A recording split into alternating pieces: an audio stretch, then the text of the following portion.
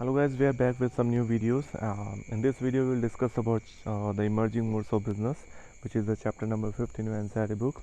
Okay, now you'll ask that why I'm discussing this chapter before the chapter number 3rd and 4th. So see, I really find this topic is very interesting and it's quite simple too. So in this video we will discuss about the various new methods and various new modes of doing business. See, the first word in this topic is e-business. So what is e-business? I think you know what is business. See, buying and selling of goods and service by to earn the profit. Now e-business means when you are using electronic method, when you are using internet, when you are using the computer network to do the business activities, that is known as e-business. So it's given here that e-business may be defined as the conduct of industry, trade and commerce using computer networks, that is e-business. We'll move to the next point, that online business or e-business is a term which can be used for any kind of business or commercial transaction. So you can see when you're using any kind of electronic media or when you're using any kind of electronic method like computers, like internet, like mobile phones to conduct the business activities, that term is known as e-business. So next one is e-commerce. Now e-commerce is the activity of buying or selling of the product online service or on online services or over the internet. So e-commerce is a name given to the buying and selling of the goods and service on online method. Now the one of the most important question that arise. Okay, first I'll tell you the example of e-commerce, that is you when you purchase something from Flipkart, from Amazon or any other online shopping store, that is the example of e-commerce. Now the question will arise, e-business and e-commerce. Okay, what is the basic difference between e-commerce and e-business? See, I'll make it very simple. E-commerce is just a part of a business. It means e-commerce only includes the buying and selling of goods and service, and e-business includes every activity of business. It includes the financial management, it includes the human resource management, it includes the floor management. I mean every activity which included in the business and which can be done through electronic media, through internet, that is a business. And e-commerce is just a name given to the buying and selling through online method. E-commerce is nothing but buying and selling of goods around the web. And e-business is a little different, and it is not limited to the commercial transactions, but it also provides other services. You can say that e-commerce is just a part of e-business, and e-business is a wider concept than compared to e-commerce. You can see the differences here. The e-commerce is a concept with the firms dealing with its customers, clients and suppliers, and e-business refers to undertaking industry, trade and commerce. It means the whole activities and whole part of the business. Okay, here's some of the examples of e-business and e-commerce. E-commerce, Amazon, Flipkart, Myntra and any other online shopping store. And for e-business, you can see so many activities are there: business intelligence, electronic transfer within firm, collaboration, supply chain management, enterprise resource management, e-commerce, online activities between business. So you can see the concept or the scope of e-business is wider than the e-commerce. Now conclusion means e-business is equal to e-commerce plus other activities. So e-commerce and other activities, they combinedly makes e-business. Now the important topic, that is scope of e-business. It means parts of a business and type of e-commerce. The first one is B2B commerce. Now B2B commerce means business to business. Okay, let me make very simple. I'm explaining example by example, you can understand quite easily. When a wholesaler and a retailer, okay, when some transaction take place between a wholesaler and retailer, I'm just giving the example. When some transaction take place between a wholesaler and a retailer, it is known as B2B commerce. Why? Because the wholesaler is also a businessman and the retailer is also a businessman. So whenever the transactions take place, or any transaction or any kind of business transaction through electronic media take place between two businesses or two firms, it is known as B2B commerce. Getting my point? Okay, whenever any kind of transaction, any kind of electronic transaction takes place between two different business, it is known as B2B commerce. So it includes two business units, example placing of purchase orders, invoice, quotation, etc. Okay, Let me make you very simple too. If any restaurant orders uh, some packets of bread from a bakery, it is known as B2B commerce. Why?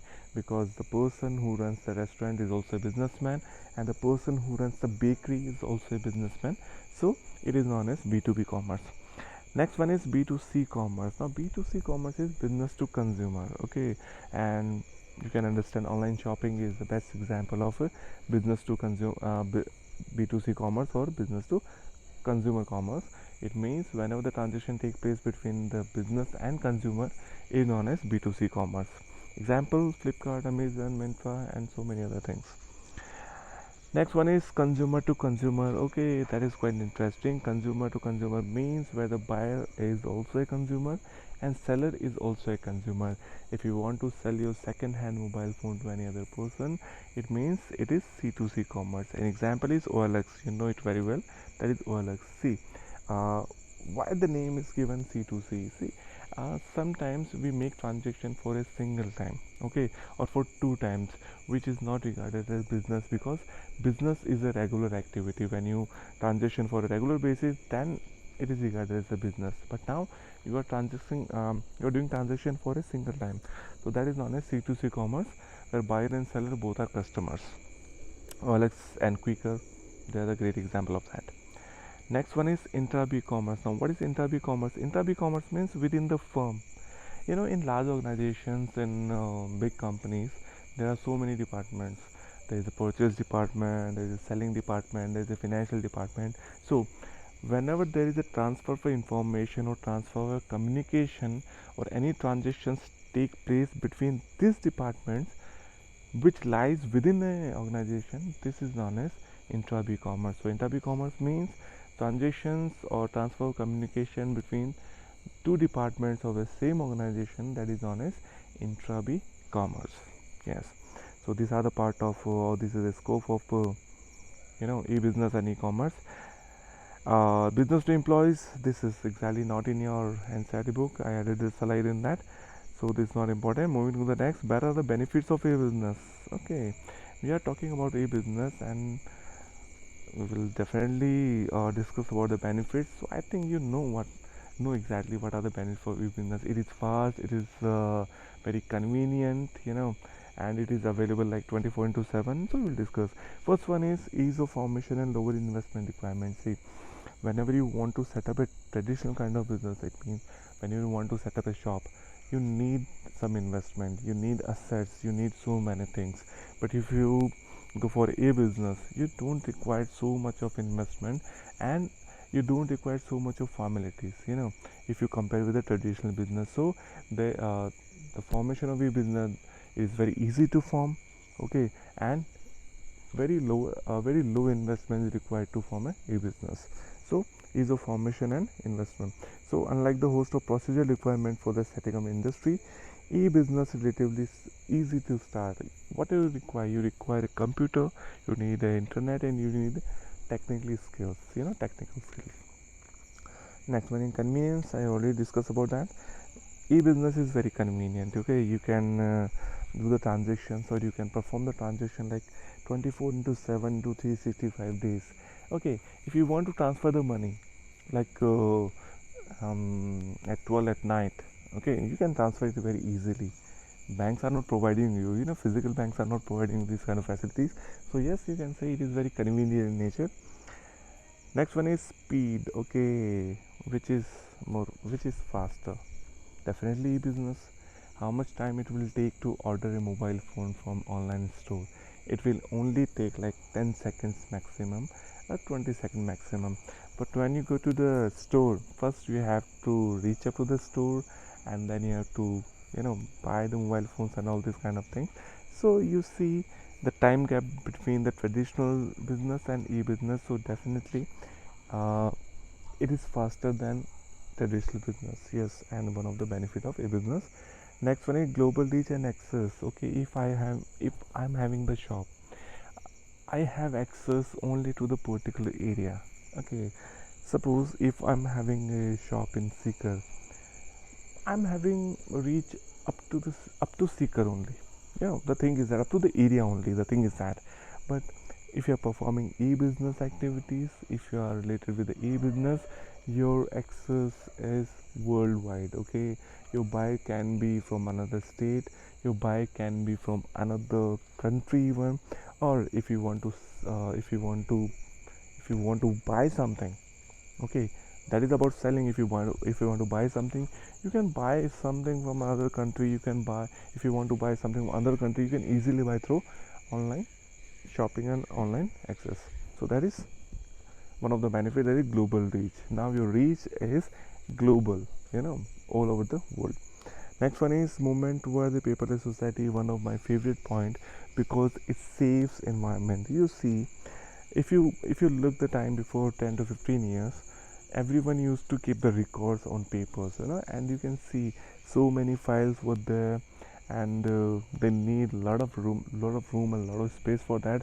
But now what you just need a sort of memory. Okay, you need a sort of memory, and whatever transaction you are doing, they are saved for they are saved permanently, or you can say they are saved for the future. Anytime you want to look on that, you can easily look on that, and that automatically decrease the environmental degradation. Okay, because if you are moving to the paperless society, definitely if you reduce the consumption of paper, and consumption of paper automatically reduce to the uh, you know less cutting of trees and all. So that are the benefits of e-business. But see, if there are some benefits, there are also some limitations. So what limitations are? First one is low personal touch. I think the shopkeeper which is just 100 yards away from your home, he knows you very well. He knows, I think, your whole family. But the seller who's selling something on your Flipkart or Amazon or any other shopping site, he he don't know who are you, and neither you know. So there is obviously low personal touch, because buyer and seller are unknown to each other on online platform. So there is obviously low personal touch. Physical delivery at the product takes time. Okay, yes. There is a problem in delivery, because when you order something, it will definitely take 1 or 2 days, and 2 3 days, yes. And if you are living at the place which is lack from some facilities, it will definitely take a week or 2 week or something like that. So it will take time.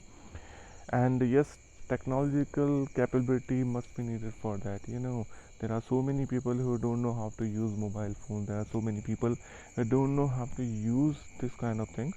So yes, the person with the technological capability, they only can perform this kind of activities regarding a business. um, Dishonest people for the illegal activities, or information exchange through internet may be stolen or misused. I think you know it very well about that thing. uh, the most common example, you have seen so many fake IDs on Facebook and Instagram. It is quite same like that. Okay, when another person, if he knows your password, if he hacked your account, okay, he can misuse your account. So always the guidelines from the government, guidelines from every company, guidelines from every this financial institution, that please do not share your OTP or your password with any other person, because if you share, it can be misused. So these are some of the limitation of a business. Moving to the next, difference between traditional e-business, we already discussed so much. uh, let's do a quick review. On the basis of formation, traditional business is quite difficult, and e-business formation is quite easy.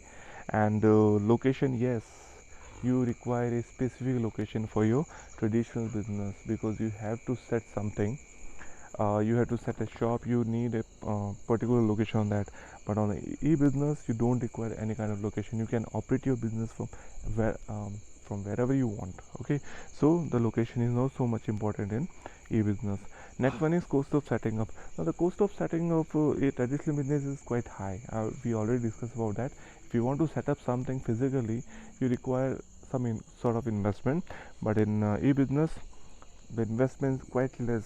It's exactly not exactly, it's quite low, and it's very low if you compare with the traditional business. Employees, yes, semi-skilled employees or unskilled employees can work in traditional business. They can learn. But if you want to go for the e-business, you require technically skilled persons and professionally skilled person actually. And last but not least, transaction risk. So the transaction risk in traditional business is very less because you know your buyer, you know the buyer and seller are face to face. But in e-business, they don't know each other, so the transaction risk is quite higher in e-business. Okay, because there are a lot of financial risk in that. So this is a quick differentiation between the traditional business and e-business. Moving to the next, online transaction. So online transaction, I think there are 3 stages involved in that: pre-purchase, purchase, and delivery stage.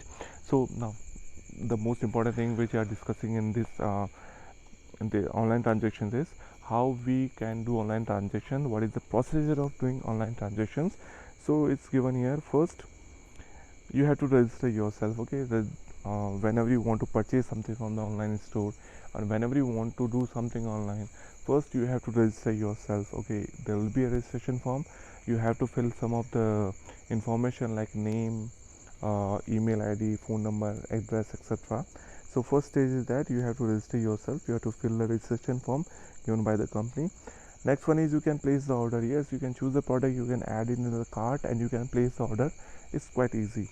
After that, you can do the payment, and there are a lot of methods provided by the companies to do the payment, which are cash on delivery, check, net banking, credit debit card, digital cash, etc. So there are a lot of things are there. Okay, so these are the 3 stages, 3 paths, or you can say 3 steps in which you can perform online shopping and online transactions. Okay, now we will discuss one of the most important point, that is e-business risk. What are e-business? So by pictures you can see hacking, virus, spam, and all. These all are the risks regarding the e-business. We'll discuss further. So transaction, first of all, transaction risk. Okay, transaction means like the risk may arise for the seller or buyer on account of default on order, taking, giving, delivery, as well as payment. Suppose you place an order but seller denies that okay, we didn't receive any request and all, but you are confirmed that you have placed an order, so that is also default. Okay, default in placing an order. Okay, sometimes the product may be delivered to some another place, that is also a default in that. And sometimes you made the payment but seller denies that we didn't receive any kind of payment, so that is also a default in payment. So that are known as transaction risk, the risk which relates with the transactions, that is known as transaction risk. Maybe regarding delivery, maybe regarding payment, maybe regarding regarding placing an order and all. So these are transaction risk. Next type of risk is data storage and transmission risk. See, I think you heard about the virus. Virus is very common name. Yeah, coronavirus is spreading like nothing. In same way, virus in computers. Why virus is so much harmful? Because it replicates itself. It divides itself at very faster rate. So the virus can harm other computers too, by pen drive, by emails, and all these things. Your complete data can be wiped out by that.